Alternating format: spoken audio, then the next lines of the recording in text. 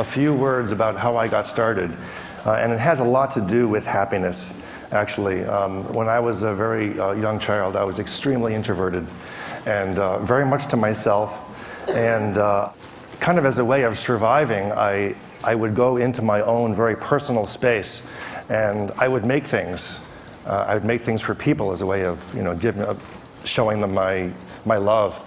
I would go into these private places, and I would put my ideas and my passions into objects, and sort of learning how to speak with my hands. So the whole activity of working with my hands and creating objects is very much connected with not only the idea realm, but also with very much the feeling realm.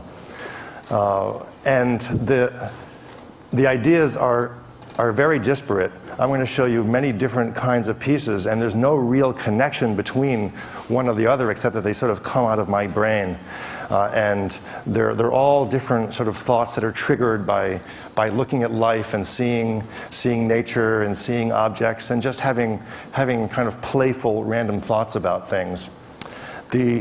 When I was a child, I started to explore motion. I fell in love with the way things moved. So I started to explore motion by making little flip books. And this is one that I did probably like when I was around 7th grade.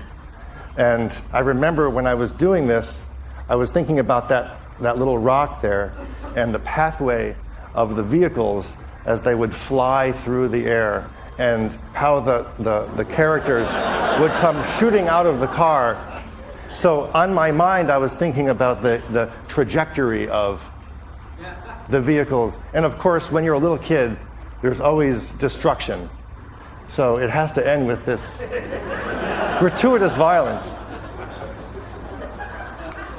So that was how I first started to explore the way things moved and expressed it. Now, when I went to college, I found myself making fairly complicated, fragile machines. And this really came about from having many different kinds of interests. When I was in high school, I loved to program computers, so I sort of liked the logical flow of events. I was also very interested in perhaps going into surgery and becoming a surgeon, because it meant working with my hands in a very focused, intense way. So I started taking art courses, and I found a way to make sculpture that brought together my love for being very precise with my hands, with coming up with different kinds of logical flows of energy through a system, and also working with wire. Everything that I did was both a visual and a mechanical engineering decision at the same time. So I was able to sort of exercise all of that. Now this kind of machine is as close as I can get to painting, and it's full of many little trivial endpoints. Like there's a little foot here that just drags around in circles, and it doesn't really mean anything. It's really just for the sort of joy of its own triviality. The connection I have with engineering is the same as any other engineer, in that I love to solve problems, I love to figure things out, but the end result of what I'm doing is really completely ambiguous. That's pretty ambiguous. The next piece that is going to come up is an example of a kind of machine that is fairly complex. I gave myself the problem, since I'm always liking to solve problems, I gave myself the problem of turning a crank in one direction and solving all of the mechanical problems for getting this little man to walk back and forth. So when I started this, I didn't have an overall plan for the machine, but I did have a sense of the gesture and a sense of the shape and how it would occupy space. And then it was a matter of starting from one point and sort of building to that final point. That little gear there switches back and forth to change direction. And that's a little found object. So a lot of the pieces that I've made, they involve found objects. And it's almost like it's like doing visual puns all the time. When I see objects, I imagine them in motion. I imagine what can be said with them. This next one here, Machine with Wishbone, it came about from playing with this wishbone after dinner. You know, they say never play with your food, but I always play with things. So I had this wishbone, and I thought, it's kind of like a cowboy who's been on his horse for too long. And I started to make him walk across the table, and I thought, oh, I can make a little machine that will do that. So I made this device, linked it up, and the wishbone walks. And because the wishbone is bone, it's animal, it's sort of a point where I think we can enter into it. And that's the whole piece. That's about that big.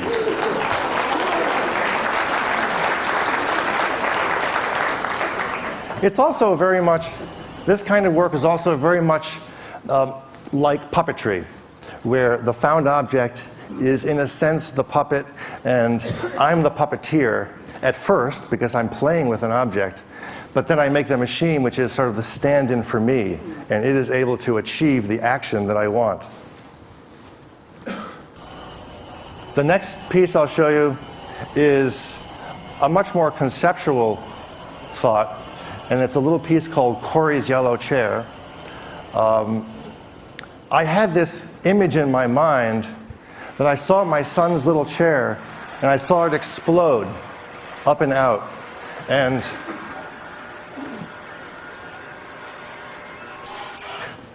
so the way I saw this in my mind at first was that the pieces would explode up and out with infinite speed, and the pieces would move far out, and then they would begin to be pulled back with a kind of a gravitational feel to the point where they would approach infinite speed back to the center, and they would coalesce for just a moment. So you could perceive that there was a chair there. For me, it's kind of a feeling about the fleetingness of the present moment, and I wanted to express that. Now, the machine is, in this case, it's a real approximation of that, because obviously you can't move physical matter infinitely with infinite speed and have it stop instantaneously. This whole thing is about 4 feet wide, and the chair itself is only about a few inches.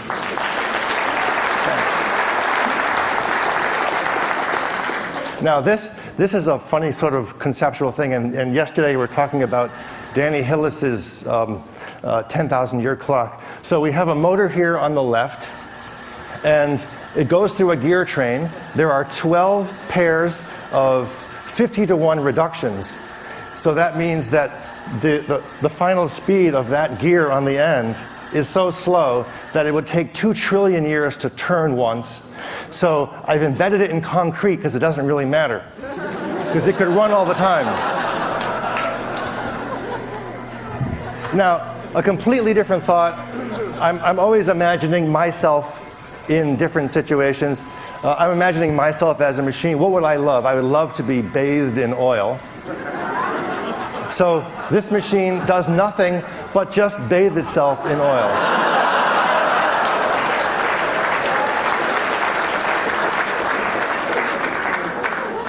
And it's really just sort of, for me, it was just really about the lusciousness of oil.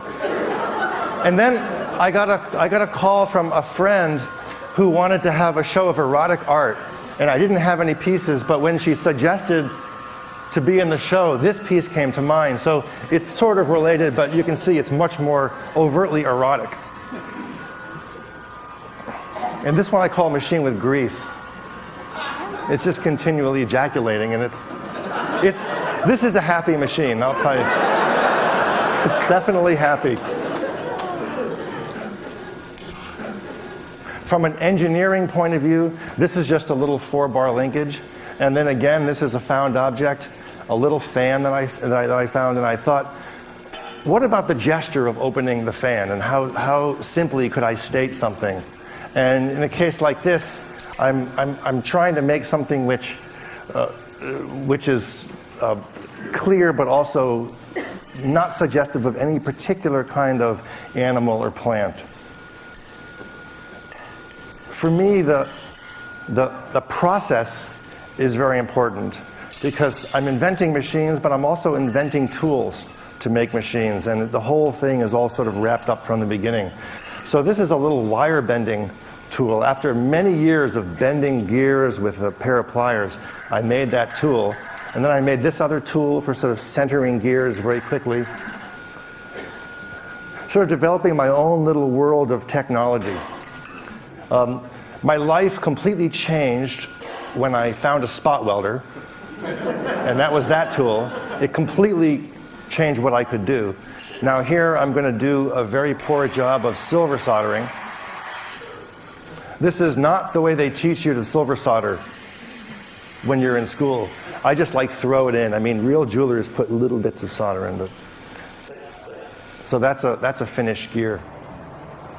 And when I moved to Boston, I joined a group called the World Sculpture Racing Society.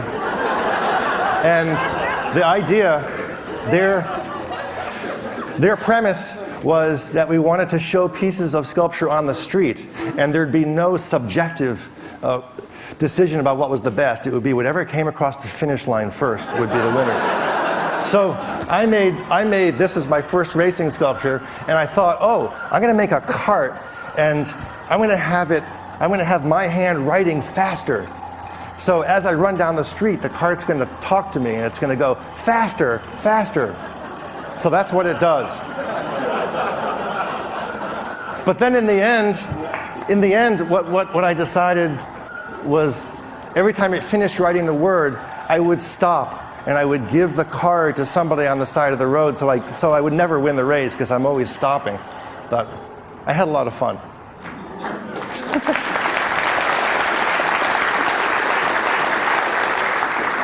Now I only have 2.5 minutes. I'm going to play this.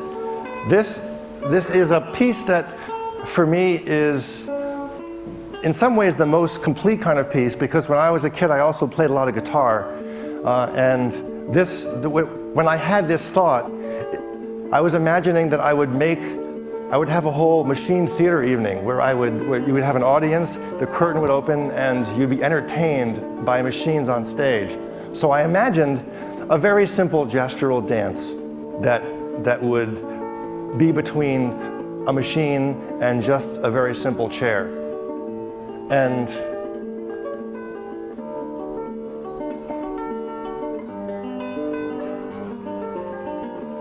when I'm making these pieces, I'm always trying to find a point where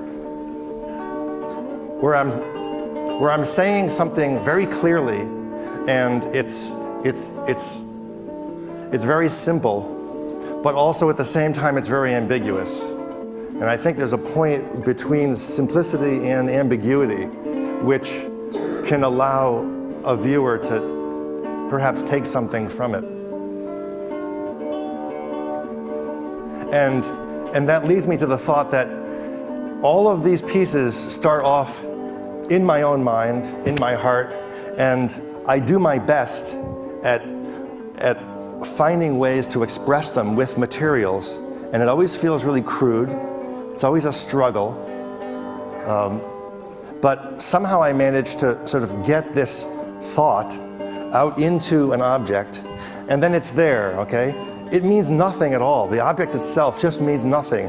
Once it's perceived and someone brings it into their own mind, then there's a cycle that has been completed. And to me, that's the most important thing, because ever since being a kid, I've wanted to communicate my passion and love, and that means the complete cycle of coming from inside out to the physical, to someone perceiving it. So I'll just let this chair come down.